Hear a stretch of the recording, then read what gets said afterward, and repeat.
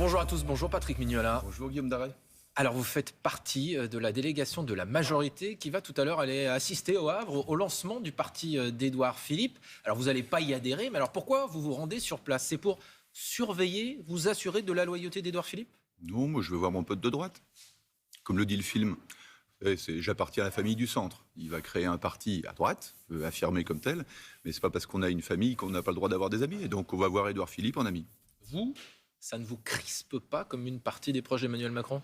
Pas du tout. Pas du tout. Moi, je ne fais pas partie de ceux dans la majorité qui sont crispés, qui ont une défiance a priori. Moi, je fais confiance a priori. On ne fait jamais assez confiance a priori en politique. Vous savez, si demain on peut avoir une grande famille du centre, au cœur de la vie politique française, enfin rassemblée, La République En Marche et le MoDem, et qu'on a à notre droite, une droite modérée, qui réaffirme enfin des valeurs d'ouverture, des valeurs européennes, des valeurs de modération, des valeurs libérales, et qu'à notre gauche aussi, parce qu'il y a aussi Olivier Dussopt qui réunit ses amis à la gauche de la majorité aujourd'hui même, on peut avoir une gauche modérée, ça peut permettre d'élargir la majorité, certes pour gagner la présidentielle, mais parce que demain, il y a de grands enjeux pour le pays, et que plus la majorité sera large, et plus on pourra convaincre les Français. Édouard Philippe, c'est un partenaire ou c'est un concurrent? Non, aujourd'hui, c'est un partenaire. Je crois qu'il a été très clair sur son soutien au président de la République. Et vous savez, quand on a vécu les moments qu'on a vécu, alors avec Édouard Philippe d'ailleurs, il y a 18 mois, avec Jean Castex ensuite, on s'est rendu compte que quand il fallait prendre des décisions courageuses, vous savez, moi je fais partie de ceux qui ont décidé de vous enfermer chez vous, de fermer les bars et les restaurants, d'arrêter l'activité économique, de se mettre à compter pour le soutien à l'économie en milliards plutôt qu'en millions.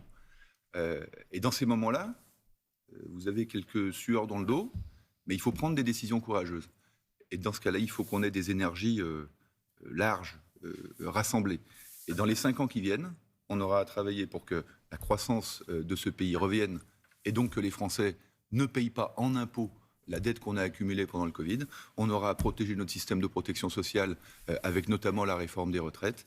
Et on aura surtout à relever le défi du réchauffement climatique. Mais enfin, Patrick Mignola, je sais pas vous, je vais l'apprendre, vous n'êtes pas naïf. Édouard Philippe, un parti, ça va lui permettre d'avoir des élus, de l'argent, de compter. Il l'a dit, je veux compter politiquement, et il s'en cache pas. Il a une ambition peut-être pour la prochaine élection présidentielle, 2027. Vous n'êtes pas naïf à ce point, Patrick Mignola. Mais moi, je ne crois pas avoir de naïveté. Je crois effectivement, vous avez raison, la politique, c'est toujours un rapport de force. Mais en l'occurrence, il ne faut pas avoir l'esprit de boutique. Si vous avez l'esprit de boutique, vous vous dites, avec l'arrivée d'Édouard Philippe, peut-être que je pourrais perdre des députés. Moi, je ne crois pas. Moi, je pense que cette majorité, elle a pu faire des erreurs. Elle n'a pas fait tout bien, mais au fond, elle est restée unie jusqu'au bout dans cette législature, malgré les temps très difficiles qu'on a traversés. Mais il ne vous gêne pas quand il dit, moi, la retraite, par exemple, je suis d'accord pour qu'elle soit à 67 ans. Ce n'est pas du tout la ligne de la majorité ni du président. Alors, d'ailleurs, ce n'est pas la ligne que nous défendions lors de la réforme des retraites aux côtés d'Édouard Philippe, puisque moi, j'ai toujours parlé de durée de cotisation.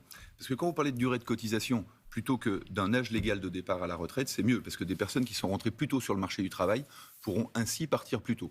Et le sujet de la retraite, vous savez, c'est un sujet très important pour les Français. Il ne faut pas faire de politique. Il faut faire du concret. Il faut faire de la technique avec la retraite. Aujourd'hui, le sujet, c'est quoi? Il y a trop de seniors qui sont au chômage dans la vie économique française.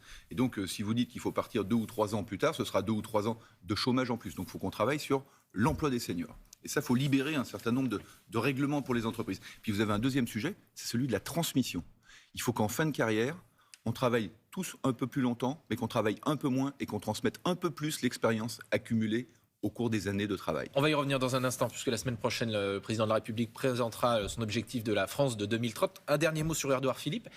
Est-ce qu'on pourra être membre du Bonhomme et en même temps membre du parti d'Édouard Philippe? Puisque eux, de leur côté, disent on pourra avoir la double appartenance. Alors là, pour le coup, moi, je suis plutôt défavorable à ça. C'est-à-dire qu'il faut qu'il y ait une famille du centre, il faut qu'il y ait une famille de la droite modérée, une famille de la gauche modérée. Et les partis politiques, vous savez, ce sont souvent des étoiles mortes dans la vie politique française aujourd'hui. Si on veut les réhabiliter, parce que je pense qu'on a besoin d'action politique en France, il faut que les choses soient claires et que les partis politiques soient posés sur des courants de pensée. Il y a un courant au centre, démocrate, humaniste, qui doit exister. Un courant à droite, un courant à gauche. Donc pas modèle. Adhérer aux trois. Si vous voulez soutenir le président de la République, vous ne pouvez pas adhérer à la fois à un parti de gauche modéré, un parti de droite modéré, un parti du centre. Tous les chemins peuvent mener au président de la République, mais on n'est pas obligé d'essayer de les emprunter tous à la fois. Il y en a un qui n'est pas encore candidat, mais qui en a sacrément l'air, c'est Éric Zemmour. Encore hier soir, il accusait Emmanuel Macron, je cite, de vouloir dissoudre la France. Il faut lui répondre ou pas? Éric Zemmour est candidat à la présidentielle.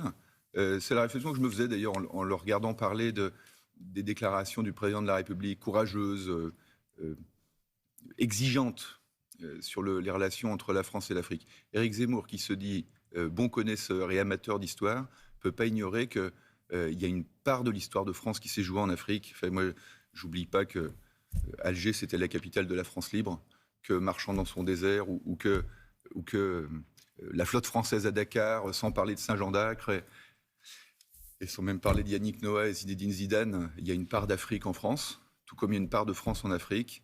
Ce qu'a dit le président de la République, c'est que, sans jeu de mots, mais avec gravité, au fond, la relation de la France à l'Afrique, c'était pas une page blanche. C'était pas une page blanche. Qu'après Éric Zemmour veuille faire son beurre en expliquant que aujourd'hui on voudrait dissoudre la France, qu'elle est en déclin, en ramenant tout musulman à l'intégrisme. Vous savez, moi je suis catholique. Si on me disait tous les jours que j'étais un catho-intégriste, ça me déplairait fortement et ça me révolterait. Il faut arrêter de dire à tous les musulmans de France qu'ils sont nécessairement des islamistes. Alors Patrick Mignola, vous dites... C'est ce genre de faute-là qui divise la société française. Vous dites... Et il vaut mieux un président qui rassemble qu'un candidat, en l'occurrence, parce que j'espère bien qu'il ne sera pas président, qui essaye de monter les Français les uns contre les autres, en faisant querelle sur le passé pour les empêcher de regarder l'avenir. Vous dites à l'instant, je suis catholique. Vous vous en cachez pas. Oui. Qu'est-ce que vous avez ressenti quand vous avez entendu le président de la conférence des évêques de France juger que le secret de la confession était plus fort que les lois de la République? Vous partagez cela? D'abord une souffrance chez les catholiques. J'ai salué le travail qui avait été fait par la commission Sauvé, parce que c'était un travail courageux. En revanche, les déclarations disant que la foi était au-dessus de la loi et qu'il y avait des secrets dans la confession qui ne pouvaient pas être utilisés, c'est juste faux. Vous savez, il y a quelques semaines, on a voté une loi sur les principes républicains qui réaffirmait que la loi de la République, elle est toujours au-dessus des lois religieuses. Alors on nous a beaucoup accusé à l'époque de l'avoir fait contre les musulmans. La première fois que cette loi va s'appliquer, ce sera en effet vis-à-vis de l'Église à laquelle effectivement je crois et j'appartiens. Il faut savoir porter un regard de vérité sur ce qui se passe. C'est très dur, parce que c'est des choses qui existaient probablement il y a 10 ans, il y a 20 ans, il y a 50 ans, il y a 200 ans. Désormais, dans une société moderne, on affronte la vérité et on prend les mesures. Il y a un article du Code civil, qui est l'article 226-13, où quand vous avez connaissance de faits, d'agressions, en particulier sexuelles, vous devez le dire, même si vous vous considérez protégé par le secret professionnel. Mardi, le chef de l'État va mettre sur la table son projet pour la France de 2030. En quelques mots, vous, les 2-3 priorités, ça doit être quoi? La première priorité, c'est évidemment l'écologie avec les énergies nouvelles. Il faut qu'on ait de l'énergie décarbonée, c'est comme ça qu'on s'en sortira. Deuxième priorité, c'est l'industrie. Il faut réindustrialiser la France. Aujourd'hui, le PIB industriel allemand, c'est 20 000 $ par habitant. En France, c'est 14 000 $ par habitant. Si on revenait au PIB industriel allemand, on n'aurait plus de problème de déficit commercial et on garantirait pour les 20 ans qui viennent aux Français que ce ne sont pas leurs impôts qui paieront la dette Covid. Troisième priorité, vous avez dit 3 choix. La troisième priorité pour moi, en fait, c'est une priorité sur le tourisme, parce qu'en tant que Savoyard, je sais qu'il y a aujourd'hui un saut de génération à faire pour que demain, on retrouve une montagne dépolluée, où on peut faire pas seulement du tourisme blanc et du ski en hiver, même si ça restera l'activité principale, mais qu'on ait aussi un tourisme vert, court séjour, basse saison, et qu'on aille chercher de l'air, parce que pendant 18 mois, on en avait manqué un peu. Merci beaucoup Patrick Mignola. Je disais d'ailleurs ce matin que les réservations dans les stations de ski pour cet hiver commencent bien dans votre région. Elles fonctionnent très bien. On a beaucoup souffert l'an dernier de ne pas avoir les remontées mécaniques, mais cet hiver, tous au ski, vous pouvez venir, on vous attend. Merci beaucoup. C'est à vous Maya. Peut-être qu'on se retrouvera sur les pistes de ski, peut-être près de Chambéry. Avec plaisir. Merci beaucoup à tous les deux. On vous laisse aller voir Patrick Mignola, votre pote de droite, Édouard Philippe, au Havre, que vous considérez donc comme un partenaire au moment où il lance son propre parti que vous envisagez avec confiance. Merci beaucoup à tous les deux.